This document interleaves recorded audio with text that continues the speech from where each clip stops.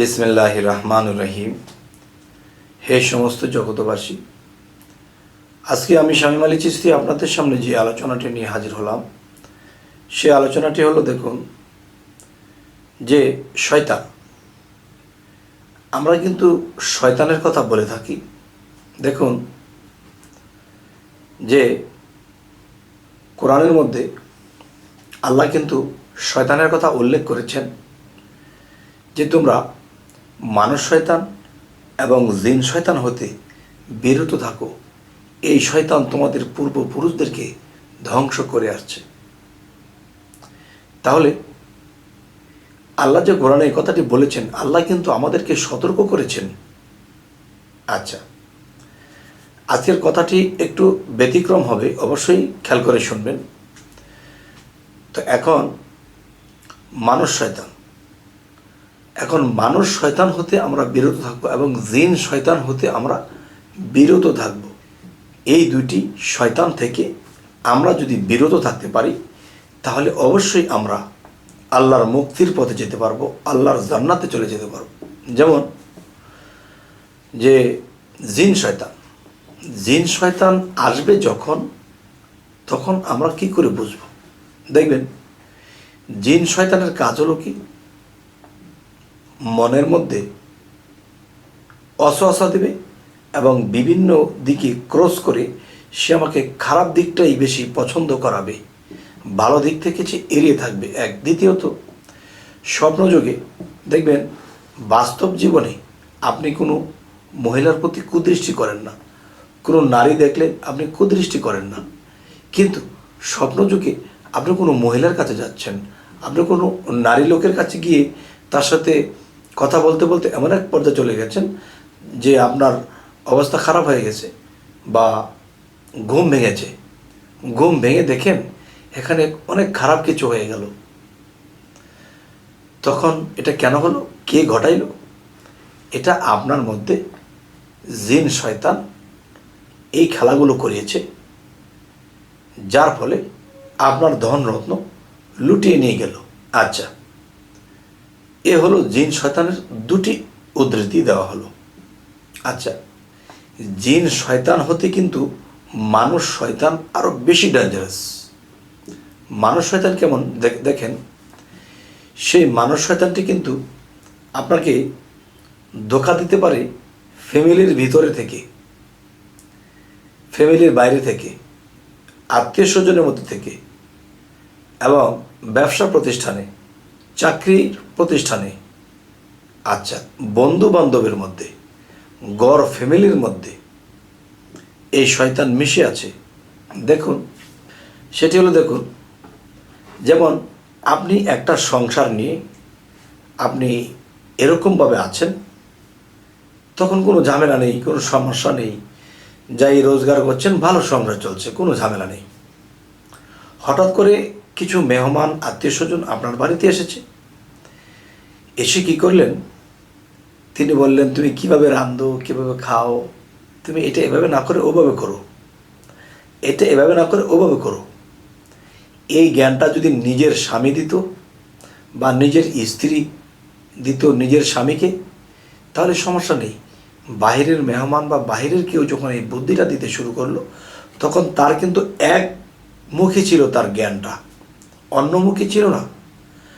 এখন সেই আত্মীয় স্বজনের মধ্যে কেউ এসে তাকে বিভিন্ন পন্থা দেখালেন, তখন বিভিন্ন পন্থার মধ্যে একটি পন্থা তার পছন্দ হয়েছে, তখন নিজের স্বামীকে বলতে শুরু করেছে। স্বামী বলতেছে, বাবারে কি বলো তুমি, এটা আনা তো আমার পক্ষে সম্ভব না, আর এভাবে ফিটিং করা তো আমার পক্ষে সম্ভব না, আমি অত কিছু বুঝি না বাবা, আমাকে দিতেই হবে। এরকম একটা আর্জি, এরকম একটা জোর খাটানো কথা কিন্তু আগে ছিল না, এখন কেন এলো? তার মানে এখন এই জিনিসটা কেউ সৃষ্টি করেছে, আর সে হলো মানুষ শয়তান। আচ্ছা, তাহলে মানুষ শয়তান যদি এই কাজটি করে থাকে, তাহলে সেই মানুষ শয়তানকে কিন্তু তখন চেনা যায় না। আর যে এসব বলেছে, জানে এটা করলে তার সংসারে একটা গোলমাল লাগবে। আচ্ছা, এমনই গোলমাল যে স্বামী যখন স্ত্রীকে বেশি ভালোবাসে, তখন সেই স্বামী স্ত্রীর মন জোগাতে সে ডবল খাটনি করেছে, ডবল মায়না পাওয়ার চেষ্টা করেছে, তখন তার ওইদিকে নড়বড় হয়ে গেছে। আর এদিক দিয়ে কি হয়েছে, এদিক দিয়ে সে এনে দিতে পারছে না, তার মাথায় টেনশন। আচ্ছা, এই হলো একটা বিষয়। তখন সংসারের মধ্যে এমন কিছু হয়, তখন সংসারও টিকে না এবং নিজের স্ত্রীও টিকে না, এমন একটা অবস্থানে চলে যায়। তাহলে মানুষ শয়তান এবং জিন শয়তান। জিন শয়তান আপনাকে স্বপ্নে ঘোরাবে এবং মনের মধ্যে আপনাকে অসুয়াশা দেবে, এটা করলে ভালো হবে, এটা করলে ভালো হবে, এটা খেলে ভালো হবে, ওটা ধরলে, ওটা করলে।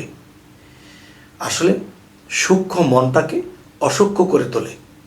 তখনই বুঝতে হবে জিন শয়তান আমার নাফসের মধ্যে মিশে আমাকে এই কুখায়েশ থেকে এগুলো বলাচ্ছে।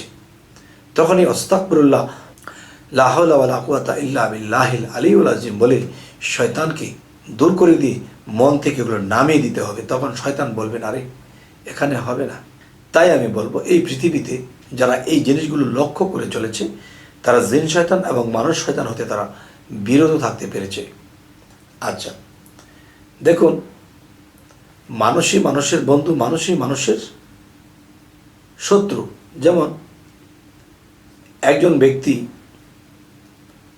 যখন সব কিছু বোঝা হলো, তখন বুঝলো যে সে তো একটানা একরকমই ছিল আমার দিকে, আমরা ভালোই চলছি, ভালোই খাচ্ছি, আল্লাহর ইবাদত করছি, কিন্তু কিছু লোক যখন বাড়িতে বেড়াতে এসেছিল, তাদের মধ্যে কেউ এমন কিছু জ্ঞান দিয়েছে, সংসারের মধ্যে এলোমেলো শুরু হয়ে গেছে।